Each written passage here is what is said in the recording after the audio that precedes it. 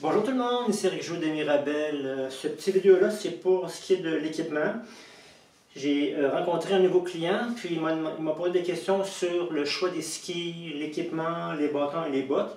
Donc, je vais commencer premièrement par une des questions qui peut paraître simple, mais qui est compliquée un petit peu à répondre, c'est qu'au niveau des skis, vous avez ici un ski Peltonen. Vous avez un ski de patin qui est ici, qui a été établi à mon poids. Puis avant d'aller plus loin avec le poids, si vous avez un dynanomètre qui va vraiment être capable de déterminer le ski qui vous convient, il y a des chartes maintenant sur les skis, ça va, mais il faut vraiment aller chez la personne que vous avez confiance pour le choix de vos skis, de vos compétences, votre poids, votre longueur, votre style de ski. Si vous faites du triathlon, peut-être que vous avez besoin d'un ski un peu plus dynamique. Mais moi, j'ai besoin d'un ski plus qui ressemble au racing, un ski de compétition. Donc, vous avez un Peltonen ici. Au niveau de ce ski-là, plus de cambrure, plus court. Comme vous pouvez voir ici, les bouts du ski sont beaucoup plus plats qu'un ski classique. Une fixation importante. Et je dis souvent, si vous voulez acheter un équipement, là, des skis à 400-500$, c'est à peu près dans les prix, ça peut aller jusqu'à 1000$. Mais là, sur l'Internet, c'est bien. Mais encore une fois, sur l'Internet, vous n'avez pas un ski à votre poids qui vous convient à vous. Moi, pour ce qui est des skis, j'aime bien communiquer avec quelqu'un qui s'y connaît. Donc, je vais voir, j'ai un monsieur à Saint-Adèle que je vais voir, donc il me conseille sur mes skis. Donc, je répète, vous avez ici ski de patin, avec le poids et la fixation Rotofella, très bonne fixation. Ça, c'est un ski 188 mètres. Donc, ça, c'est un ski de patin. Vous avez l'autre ski. Vous avez un ski des classiques 2 mètres 2. Ici, avec, comme vous pouvez voir, le bout du ski est un peu plus surélevé. Et en arrière aussi un petit peu plus surélevé. Vous avez aussi toujours la fixation Rotofella qui est bien.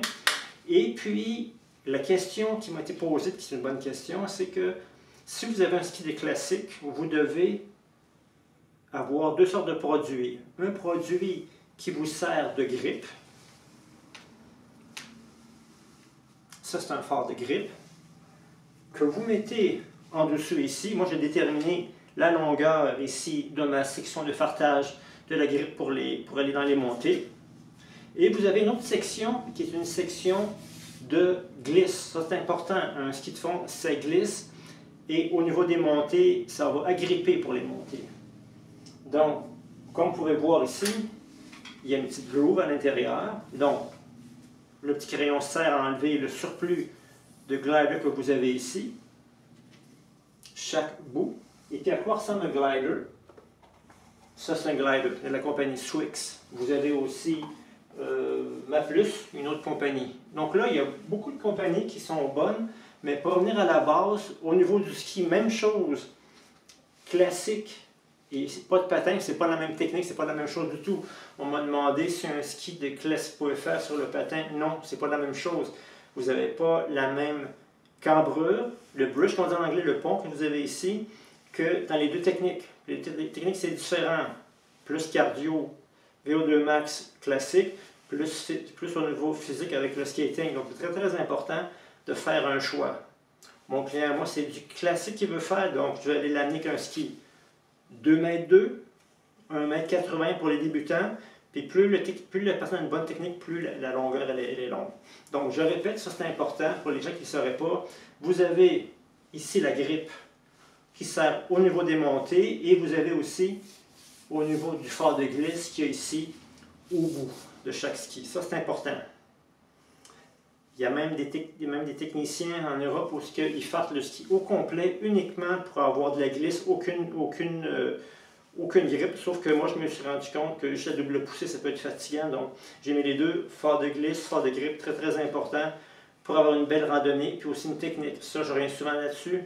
Si vous avez un ski qui glisse bien, ça va aider à la technique. Si ce n'est pas de glisse, ça va être difficile au niveau technique. Ça c'est important. Puis le ski de fond, une petite parenthèse aussi, si vous voulez être efficace à votre hiver en ski de fond, il faut absolument faire du ski roulette, puis de la musculation, puis un peu d'intensité pendant votre saison morte. Printemps, été, automne. Ça, c'est important. S'il n'y a pas de condition physique, le ski de fond, vous allez voir, ça va être difficile. Donc, ici, classique, classique ici. Skating ici, vous avez le ski qui est beaucoup plus plat.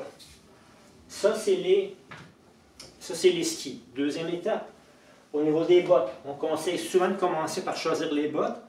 Mais ça, c'est avec l'expérience, on peut différemment, mais pour un débutant, on commence par la botte. Vous avez ici Alpina, qui est une marque qui est vraiment une bonne marque. Ça, c'est le ski pour le classique, botte plus courte. Moi, j'aime bien comme avoir un petit harnais en arrière ici. Un petit brush, comme on dit en beau français. Ça, j'aime bien ça. Donc, ça, c'est pour le classique, botte de classique plus court. Vous avez une botte ici, Spine. Spine, ça, c'est une compagnie russe.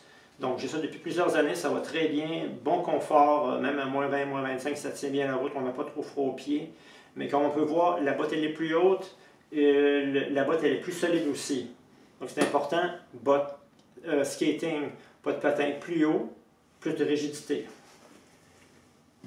Autre chose aussi, ski, botte, les bâtons. Au niveau des bâtons, au niveau du classique, le choix c'est vraiment au niveau de l'épaule. Moi, c'est environ 145-146 cm. Ça me convient pour ce qui est pour du classique. Pour le pas de patin ici, on peut voir que les bâtons sont beaucoup plus longs, environ au niveau de mon nez. Moi, ça me convient. Là aussi, il faut voir au niveau confort. Si vous faites beaucoup de ski puis vous avez mal aux épaules, c'est que vos épaules ne sont pas à la bonne hauteur. Ça, c'est important de ne pas se faire mal. Si vous avez une bonne technique, une bonne forme physique, puis que l'équipement est propice, vous n'aurez pas de douleur. Donc, ça, c'est important. Je répète. Classique, au niveau des épaules ici. Là aussi, on peut jouer avec la longueur. Moi, j'aime bien faire de la double poussée. 20-30 qui ont une double poussée, donc mes bâtons vont être un petit peu plus haut. Skating, c'est ici. Environ au niveau du nez. Là aussi, il faut vérifier que ça soit confortable pour vous.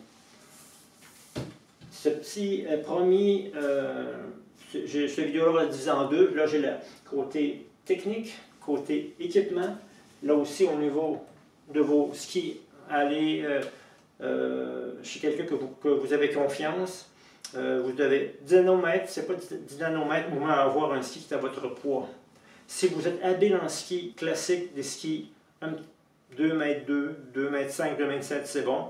Si vous êtes un petit peu moins habile, débutant, 1 mètre 95, ça devrait être bon.